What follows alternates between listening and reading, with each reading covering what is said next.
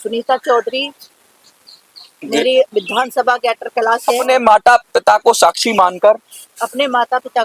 मानकर ये प्रतिज्ञा करती हूँ कि दिल्ली चुनाव जीतने के बाद दिल्ली में सबसे पहले वृद्धा पेंशन का काम करूंगी। मैं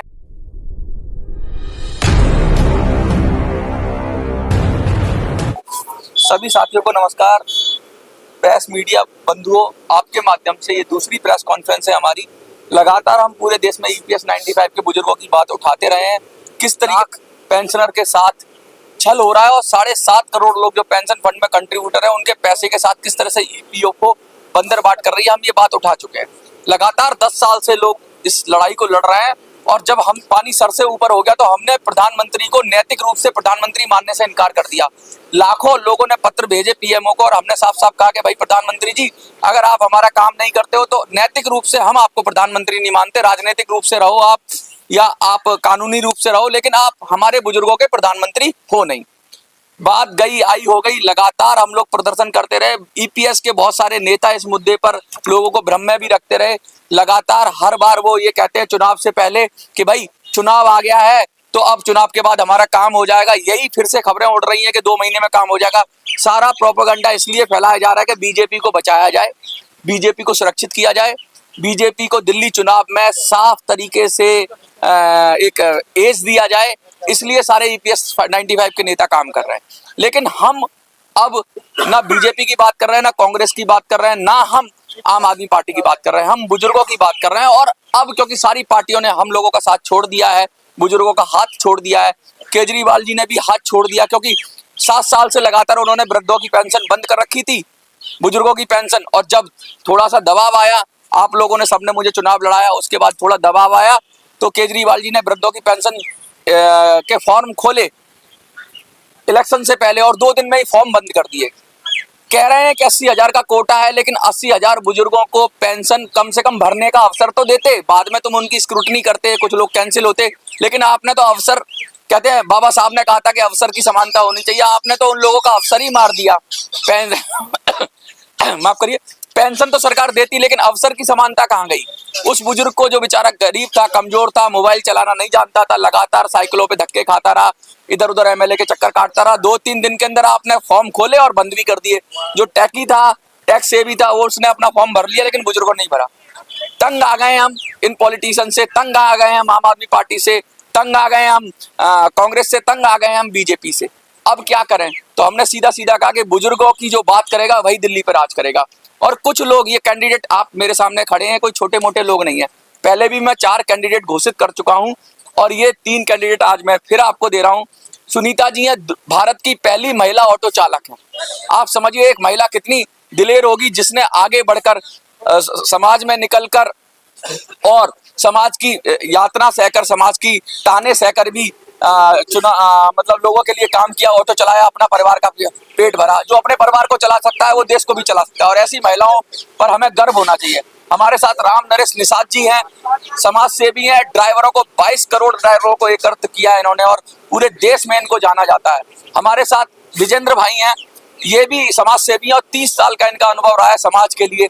तो अलग अलग वर्गों के लोग हम लोग ले रहे हैं और हम चाह रहे हैं कि दिल्ली चुनाव में, अब ये किसी पॉलिटिकल पार्टी से हो हमें कोई मतलब नहीं, इनका चुनाव चिन्ह कोई भी हो हमें कोई मतलब नहीं, ये निर्दलीय है, लेकिन ये कांग्रेस बीजेपी आप वाले तो आएंगे नहीं हमारे पास।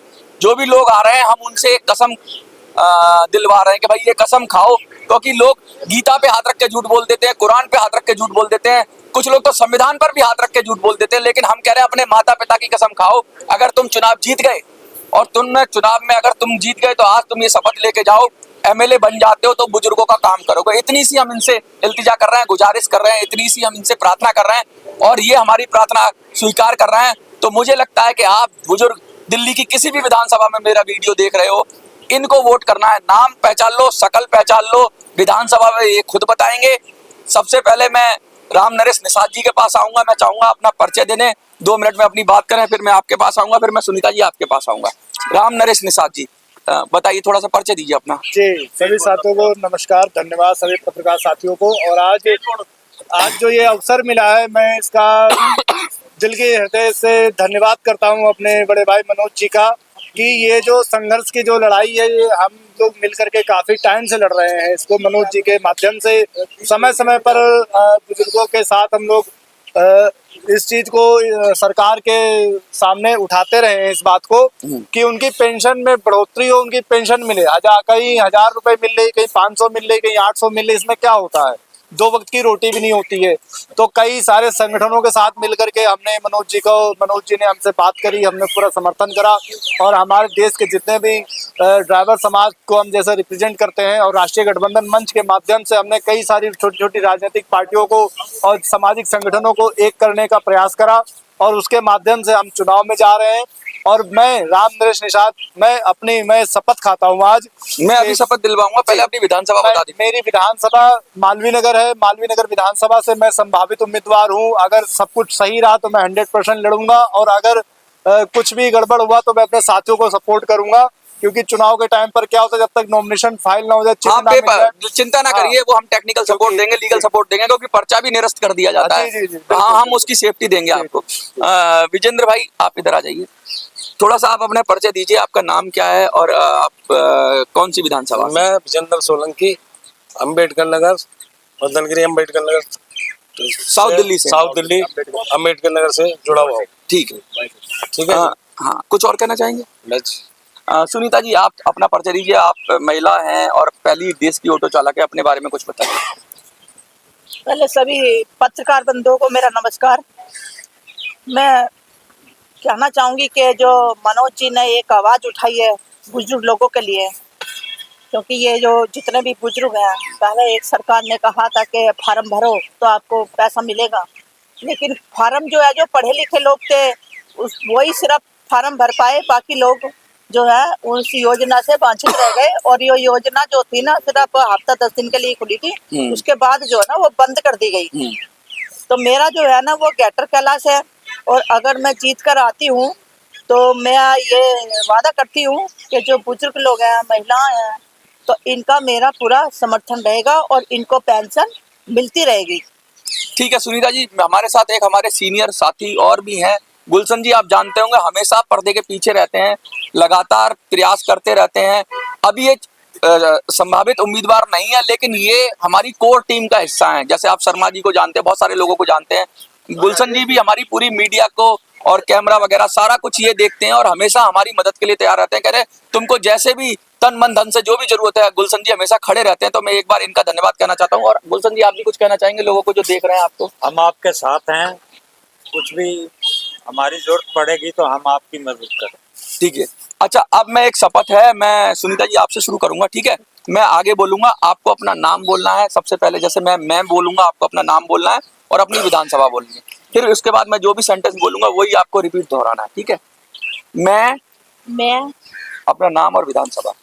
मैं सुनीता चौधरी, मेरी विधानसभा गैटर कैलाश है। बस अपने माता पिता को साक्षी मानकर, अपने माता पिता को साक्षी मानकर ये प्रतिज्ञा करती हूँ कि दिल्ली चुनाव जीतने के बाद दिल्ली में सबसे पहले वृद्धा पेंशन का काम करूंगी। मैं विजेंद्र सोलंकी, अम्बेडकर नगर विधानसभा, अपने माता पिता को साक्षी मानकर यह प्रतिज्ञा करता हूँ कि दिल्ली चुनाव जीतने के बाद दिल्ली में सबसे पहले वृद्धा पेंशन का काम करूंगा। मैं हाँ, राम नरेश निषाद, हाँ, मालवीय नगर विधानसभा, अपने माता पिता को साक्षी मानकर यह प्रतिज्ञा करता हूँ कि दिल्ली चुनाव जीतने के बाद दिल्ली में सबसे पहले वृद्धा पेंशन का कार्य करूंगा। देखिए, वृद्धा पेंशन की हम बात कर रहे हैं, इन्होंने प्रतिज्ञा ले ली। देखिए, अब इनके दिल में, क्योंकि माता पिता से बढ़कर कुछ नहीं होता, अगर ये अपने माता पिता का आदर करते हैं, उनका सम्मान करते हैं, तो जरूर मुझे लगता है कि अपनी बात को ये पूरा करेंगे, क्योंकि इससे बड़ी कोई कसम भारत में, दुनिया में हो नहीं सकती। क्योंकि जिन्होंने जन्म दिया है आपको, उनका मान सम्मान आप रखोगे तो मुझे लगता है कि ये जीतेंगे तो जरूर वृद्धा पेंशन का काम करेंगे। पूरी दिल्ली में हम कोशिश कर रहे हैं ऐसे हीरे चुन के लाएं आपके लिए और उनको खड़ा करें। ये बड़े नामी फेस हैं, लेकिन ये कोई पार्टी से नहीं है, ये गैर राजनीतिक लोग हैं। लेकिन आज ये बुजुर्गों आपके हक में खड़े हो रहे हैं। सुनीता चौधरी लगातार महिलाओं के लिए, ऑटो ड्राइवर्स के लिए, सबके लिए काम करती रहती है और निडर महिला है और पूरी देश में डंका बजता है इनका। राष्ट्रपति से लेकर बड़े बड़े लोगों ने इनको पुरस्कृत किया है और आज ये आपकी नुमाइंदगी कर रही हैं। तो इनका अपना ऑरा है, इनके अपने वोट बैंक है, लेकिन हम चाहते हैं कि आप बुजुर्गों, ग्रेटर क्लास में कहीं रहते हो तो जरूर सुनीता चौधरी को आप वोट करिए। अंबेडकर नगर से हमारे विजेंद्र जी हैं। आप अंबेडकर नगर में रहते हैं तो कम से कम इनका नाम याद कर लीजिए, इनकी शक्ल याद कर लीजिए, आपको वोट इन्हीं को देना है। और हमारे भाई जो मालवीय नगर से आप लड़ रहे हैं, मालवीय नगर से राम नरेश निषाद जी हैं, ये भी बहुत एक्टिव हैं, सक्रिय हैं, भगत सिंह का पूरी सोच से प्रभावित है और कहते हैं कि अपने घर में भगत सिंह क्यों ना पैदा हो, दूसरे के घर में क्यों। ये उस विचार वाले लोग हैं और सब कुर्बानी देने के लिए आगे तैयार खड़े हुए हैं हर तरीके से। तो मुझे लगता है आपको पूरा वोट इनको देना। मैं EPS 95 पेंशनर्स को बोलना चाहता हूं कि देखो, वृद्धा पेंशन, मुझे पता है कि मोदी जी लगातार झूठ बोल रहे हैं, मुझे ये भी पता है कि मोदी जी को आपने लाखों की संख्या में पत्र लिखे और 1000 भी पेंशन नहीं है। जो संसद में, पार्लियामेंट में बोला गया था कि 1000 पेंशन है मिनिमम, वो भी नहीं है। कुछ लोगों को 250, 300, 500 रुपये पेंशन मिल रही है। तो मैं बराबर ये कहना चाहता हूं आपसे EPS 95 वाले पेंशनर्स को, प्लीज आप इनको जिताइए और किसी दूसरे EPS नेता के चक्कर में मत पड़िए, क्योंकि अगर ये चुनाव निकल गया तो हम बहुत पीछे हो जाएंगे। बड़ी लड़ाई को सजो के यहाँ तक लाया हूं मैं, आगे राजनीतिक इसको रूप देना ही पड़ेगा। आपको भी वोट बैंक की तरह काम करना पड़ेगा, एक मोटा वोट बैंक बनना पड़ेगा। करोड़ों में हो आप, 78 लाख तो EPS 95 के ही हैं। और EPS 95 पेंशनर्स को मैं कहना चाहता हूं जो दिल्ली में रहते हैं, आपको सबसे पहले हम वृद्धा पेंशन लगाएंगे, 5 लाख वृद्धों का हम कोटा और बढ़ाएंगे। 80,000 केजरीवाल कह रहा है, अगर हमारे ये साथी हो गए तो कम से कम 5 लाख वृद्धों के लिए हम जरूरत करेंगे और जरूरत पड़ी तो और भी बढ़ाएंगे इसे। और EPS पेंशनर को, जो भी दिल्ली में जितने भी हैं, सबको वृद्धा पेंशन तो लगा ही देंगे। जब तक मोदी जी पेंशन नहीं बढ़ा रहे हैं उनको कंपनसेट करेंगे वृद्धा पेंशन देके, क्योंकि बुजुर्ग तो वो भी हैं, माँ बाप हैं हमारे, और उनकी हम माँ बाप की अपनी सुरक्षा नहीं करेंगे, माँ बाप की हम अपनी रक्षा नहीं करेंगे तो हमारा मान सम्मान चला जाएगा। क्योंकि जो जिस घर में बुजुर्गों की इज्जत नहीं होती उस घर की कोई इज्जत नहीं करता। आपको क्या लगता है? ये आज हमारी शुरुआत है। अब हमारे पास टोटल 7 कैंडिडेट्स हो गए, 7 हो गए, 4 पहले दिए थे, 3 आज दिए थे। लगातार मैं देता रहूंगा। आज साल का अंतिम दिन है, कहते हैं नई साल आने वाली है, तो नई साल में इन सबको आप शुभकामनाएं दीजिए और इन सबको आशीर्वाद दीजिए। तो आप आज कमेंट में जहां कहीं भी हो आशीर्वाद लिख दीजिए, जिससे इनको और मनोबल बढ़े। और वोट तो आप दोगे ही दोगे, क्योंकि मुझे पता है आप जिसके साथ खड़े हो जाते हो उसका साथ कभी नहीं छोड़ते। बहुत बहुत धन्यवाद आपका। जय हिंद, जय भारत।